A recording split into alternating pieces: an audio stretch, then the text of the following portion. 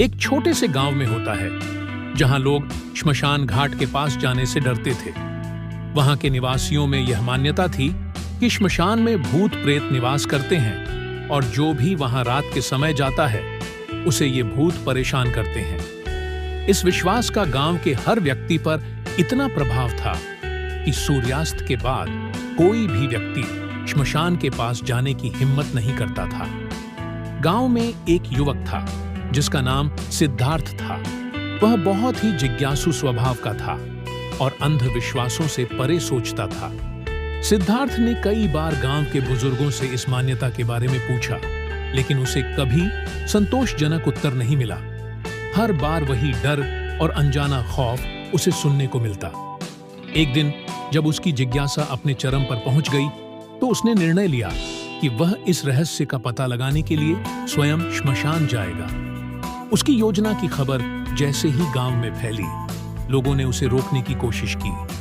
उन्होंने उसे भूतों की डरावनी कहानियां सुनाई, परंतु सिद्धार्थ के मन में भय की बजाय एक दृढ़ निश्चय था। उसे यह समझना था कि क्या वास्तव में श्मशान में कुछ ऐसा है जो लोगों को डराता है, या यह केवल एक मनगढ़ंत कहानी है जो वर्षों से चलती आ रही है। शाम ढलते ही सिद्धार्थ अपने हाथ में एक दीपक लेकर श्मशान की ओर चल पड़ा। जब वह श्मशान के करीब पहुंचा तो वहां का माहौल एकदम शांत और भयानक था। हवा में हल्की ठंडक और अजीब सी खामोशी थी, परंतु सिद्धार्थ का मन एकाग्र था और उसने अपने डर को शांत कर लिया। श्मशान के एक कोने में एक पुराने वृक्ष के नीचे उसे एक साधु दिखाई दिया जो गहरे ध्यान में बैठा था। सिद्धार्थ ने उनकी ओर ध्यान से देखा और सोचने लगा कि यह साधु यहाँ किस लिए आया होगा। क्या ये भी किसी रहस्य का हिस्सा है? क्या ये वही है जो लोगों के मन में भय उत्पन्न करते हैं? सिद्धार्थ धीरे धीरे साधु के पास गया और विनम्रता से पूछा, महाराज, क्या आप बता सकते हैं कि इस श्मशान में ऐसा क्या है जिससे लोग डरते हैं? क्या यहाँ सच में भूत प्रेत हैं जैसा कि लोग कहते हैं? साधु ने आंखें खोली और सिद्धार्थ को देखकर मुस्कुराए। उन्होंने कहा, भूत प्रेत का भय तुम्हारे मन में ही है पुत्र। इस श्मशान में कोई नहीं रहता सिवाय तुम्हारे डर और भ्रम के। वास्तविकता तो यह है कि यहाँ केवल शांति है, परंतु लोगों ने अपने डर के कारण इसे भयानक बना दिया है। सिद्धार्थ को साधु की बात में एक गहरी सच्चाई का आभास हुआ। उसने साधु से आगे पूछा, तो क्या भूत प्रेत वास्तव में नहीं होते? फिर लोग इतने डरे हुए क्यों हैं? साधु ने उत्तर दिया, लोग अपने मन के भ्रम और अज्ञान के कारण डरते हैं। जिस प्रकार अंधेरे में हमें एक रस्सी सांप के रूप में दिखाई देती है, उसी प्रकार हमारे मन के भ्रम हमें भयभीत करते हैं। जब तुम अपने मन को शांत करोगे और सत्य को जानने की इच्छा रखोगे तो यह भय अपने आप समाप्त हो जाएगा। सिद्धार्थ साधु की बातों से प्रभावित हुआ और उसने साधु से सत्य के मार्ग पर चलने का संकल्प लिया, परंतु उसकी जिज्ञासा अभी भी शांत नहीं हुई थी। वह जानना चाहता था कि इस श्मशान के बारे में इतने वर्षों से चलती आ रही कहानियां किस प्रकार लोगों के मन में बसी हुई हैं। साधु ने उसकी मनोदशा को समझते हुए उसे एक कथा सुनाई। उन्होंने कहा, बहुत समय पहले एक राजा हुआ करता था जो अत्यंत शक्तिशाली था। उसके राज्य में एक दिन अकाल पड़ा और लोग भूखमरी के शिकार हो गए। लोग उस राजा से सहायता की प्रार्थना करने लगे, परंतु राजा के मंत्री ने उसे इस स्थिति से बचने के लिए एक अद्भुत युक्ति सुझाई। उन्होंने कहा कि जो कोई भी श्मशान में रात बिताने का साहस करेगा उसे राजा इनाम देगा। यहाँ से कहानी ने एक नया मोड़ लिया और सिद्धार्थ ने ध्यान से साधु की कहानी सुनी जो उसके सवालों का जवाब देने वाली थी। साधु ने अपनी कहानी जारी रखी। उन्होंने बताया, जब मंत्री ने राजा के समक्ष यह योजना रखी तो राजा ने उसे तुरंत मान लिया। उसने घोषणा कर दी कि जो भी व्यक्ति श्मशान में एक पूरी रात बिताएगा उसे सोने के सिक्कों का इनाम दिया जाएगा। लेकिन लोगों में श्मशान के प्रति इतना डर बैठा था कि इस इनाम के लालच के बावजूद कोई भी वहां जाने की हिम्मत नहीं कर पा रहा था। कुछ दिनों बाद एक निर्धन युवक जिसका नाम अर्जुन था, इनाम की घोषणा सुनकर राजा के पास गया और बोला, महाराज, मैं इस चुनौती को स्वीकार करता हूं और श्मशान में रात बिताने के लिए तैयार हूं। राजा ने अर्जुन को श्मशान भेजने की व्यवस्था की और रात होते ही वह वहां चला गया। श्मशान में पहुंचकर अर्जुन ने देखा कि चारों ओर एक अजीब सी शांति थी। हवा में ठंडक और हल्की सी धुंध थी जो माहौल को और भी रहस्यमय बना रही थी। अर्जुन ने हिम्मत जुटाई और एक जगह जाकर बैठ गया। रात धीरे धीरे बढ़ने लगी और अर्धरात्रि के समय उसे कुछ हलचल सी महसूस होने लगी। अर्जुन ने देखा कि दूर से एक परछाई उसकी ओर बढ़ रही है। उसका दिल तेजी से धड़कने लगा। वह परछाई धीरे धीरे पास आने लगी और उसकी आकृति अधिक स्पष्ट होती गई। अर्जुन ने महसूस किया कि वह आकृति किसी स्त्री की थी जो सफेद वस्त्रों में लिपटी हुई थी। वह उसे देखकर घबरा गया, लेकिन उसने अपने डर पर काबू पाया और स्त्री से पूछा, तुम कौन हो और यहाँ क्यों आई हो? वह स्त्री मुस्कुराई और बोली, डरने की आवश्यकता नहीं है। मैं इस श्मशान की रक्षक हूं। मुझे यहाँ कई वर्षों से किसी ने नहीं देखा। लोग मुझसे डरते हैं, पर मैं किसी का बुरा नहीं चाहती। मैं केवल उन लोगों की आत्माओं की देखभाल करती हूँ जो यहाँ अनजाने में आ जाते हैं और अपने भटकाव के कारण शांति नहीं पा पाते। अर्जुन की घबराहट धीरे धीरे कम होने लगी। उसने साहस करके उस स्त्री से पूछा, क्या यहाँ भूत प्रेत सच में होते हैं? लोग इस श्मशान से इतना डरते क्यों हैं? स्त्री ने उत्तर दिया, यहाँ भूत नहीं होते, केवल भटकती आत्माएं होती हैं जो अपने मन के अज्ञान और अस्थिरता के कारण यहाँ अटकी हुई है। जब कोई जीवित व्यक्ति अपनी मृत्यु के बाद इस संसार के मोह में बंध जाता है और उसे छोड़ नहीं पाता, तब वह आत्मा भटकती रहती है। श्मशान का स्थान शांतिपूर्ण है। यहाँ कोई किसी को नुकसान नहीं पहुंचाता, परंतु जो लोग अपने मन में भय और अज्ञान को लेकर यहाँ आते हैं, उन्हें भूतों का आभास होता है। अर्जुन ने इस बात को ध्यान से सुना और सोचा कि यह केवल मन का भ्रम है जो लोगों को डराता है। उसने महसूस किया कि यह स्त्री, जो स्वयं एक रक्षक है, किसी के प्रति शत्रुता नहीं रखती। वह केवल अपने धर्म का पालन कर रही है। अर्जुन ने रात भर उस स्त्री से बात की और उससे जीवन और मृत्यु के कई रहस्यों के बारे में जाना। उसने यह समझ लिया कि आत्मा का भटकना मन की अस्थिरता का परिणाम है और कोई भी व्यक्ति अपने मन को शांत करके इस चक्र से मुक्त हो सकता है। अगली सुबह होते ही अर्जुन श्मशान से लौट आया और राजा के समक्ष प्रस्तुत हुआ। राजा ने उससे रात का अनुभव पूछा तो अर्जुन ने सब कुछ विस्तार से बताया। उसने राजा और उसके दरबारियों को समझाया कि श्मशान में भूत नहीं होते, केवल हमारे मन का डर ही वहां भूतों का रूप ले लेता है।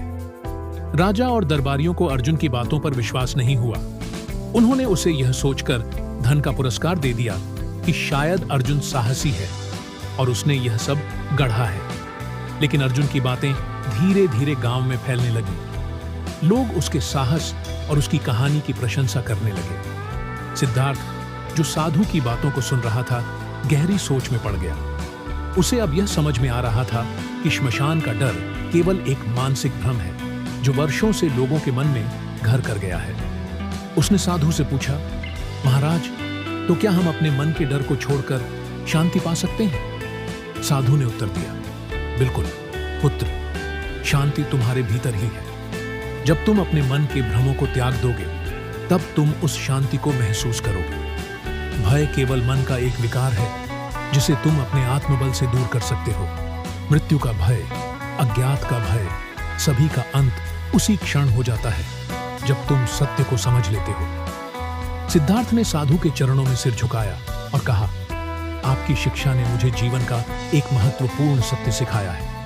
मैं अब इस अज्ञानता के अंधकार से बाहर निकलने के लिए तैयार हूं। इस प्रकार सिद्धार्थ ने साधु से ज्ञान प्राप्त किया और अपने मन के भय और भ्रम से मुक्त होकर जीवन में आगे बढ़ा।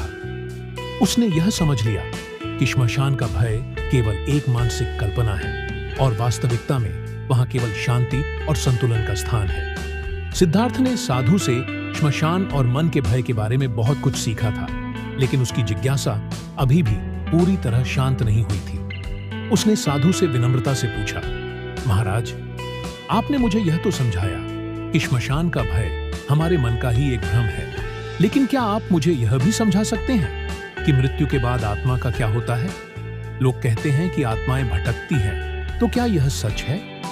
साधु ने गहरी सांस ली और बोले, पुत्र, आत्मा और मृत्यु के रहस्य को समझने के लिए तुम्हें अपने भीतर गहराई में झांकना होगा। आत्मा का भटकना भी मन का ही एक विकार है। जब हम इस जीवन में अपने कार्यों को अधूरा छोड़ते हैं या किसी गहरे मोह माया में बंध जाते हैं, तो मृत्यु के पश्चात भी आत्मा का मन उस अधूरेपन से मुक्त नहीं हो पाता है। उसे शांति नहीं मिलती और वह मोह या कर्मों के कारण बंधी रहती है। यही वह स्थिति है जिसे लोग भटकती आत्मा कहकर संबोधित करते हैं। सिद्धार्थ ने ध्यान से साधु की बातें सुनी और उनसे निवेदन किया, महाराज, क्या आप मुझे इस विषय पर और अधिक विस्तार से बता सकते हैं?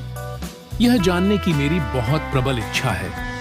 साधु ने उसे एक और कहानी सुनाने का निर्णय लिया, जिससे सिद्धार्थ को यह समझ में आ सके कि मृत्यु के बाद आत्मा का वास्तविक स्वरूप क्या होता है और कैसे मन की स्थितियां आत्मा को भटकाने का कारण बनती हैं। साधु ने कहा, बहुत समय पहले एक राजा था जिसका नाम विक्रम था।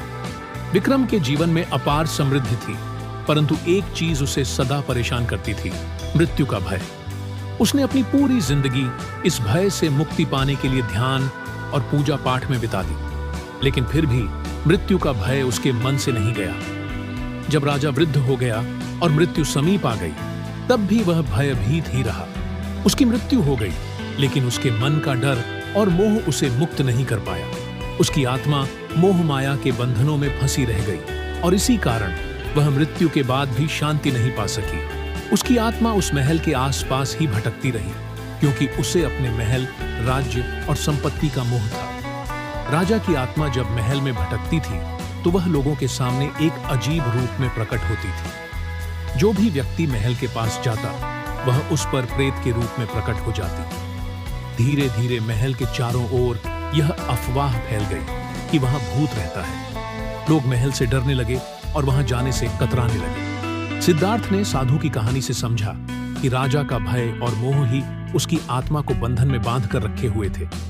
उसने साधु से पूछा, तो इसका अर्थ यह हुआ कि हम जो कुछ भी इस जीवन में संजोते हैं, यदि उसे छोड़ने का साहस नहीं रखते, तो वही हमारे अगले जन्म में भटकाव का कारण बन सकता है। साधु ने सहमति में सिर हिलाते हुए कहा, बिल्कुल पुत्र, यही कारण है कि हमें इस जीवन में अपने कर्मों को पूर्णता से निभाना चाहिए और मोह माया में न बंधकर अपने मन को मुक्त रखना चाहिए। जब हम यह समझते हैं कि यह संसार अस्थायी है, तो मृत्यु के बाद भी हमें शांति मिलती है। सिद्धार्थ ने साधु से पूछा, महाराज, यदि व्यक्ति मोह माया से मुक्त होकर शांति प्राप्त करना चाहता है, तो क्या उसे सभी इच्छाओं का त्याग करना होगा?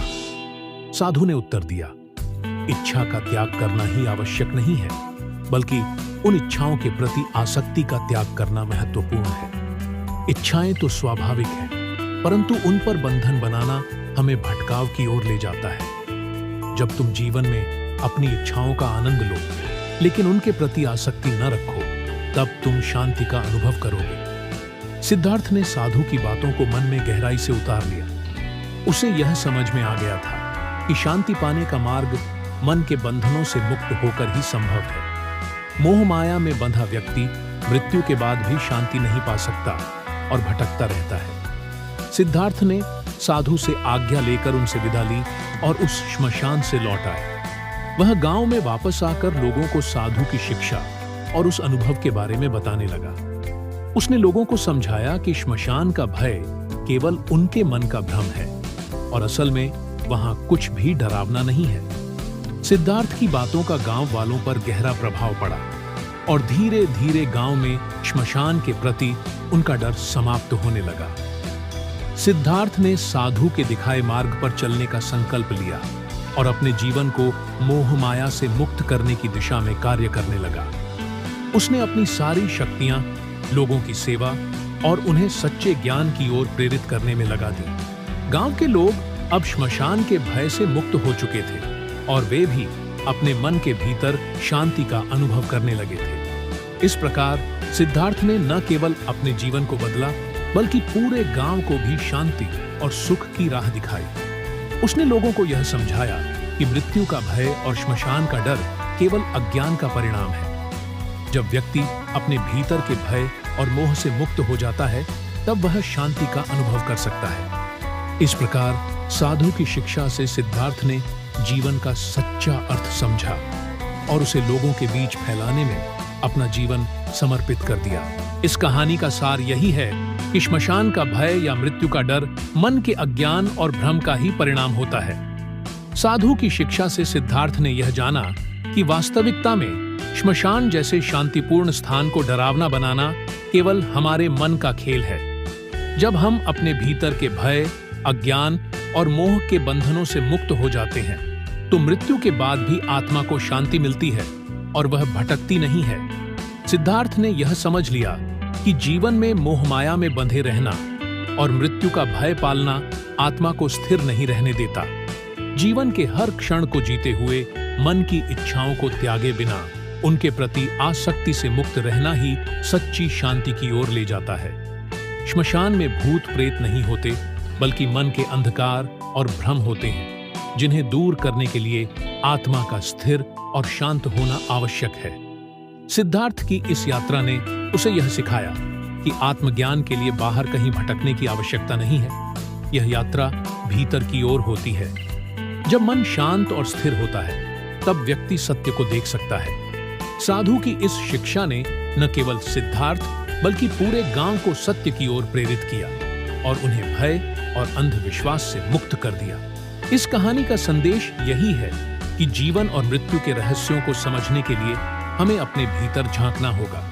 जब हम अपने मन के डर और मोह से मुक्त होते हैं, तभी हम वास्तविक शांति और संतोष का अनुभव कर सकते हैं। धन्यवाद।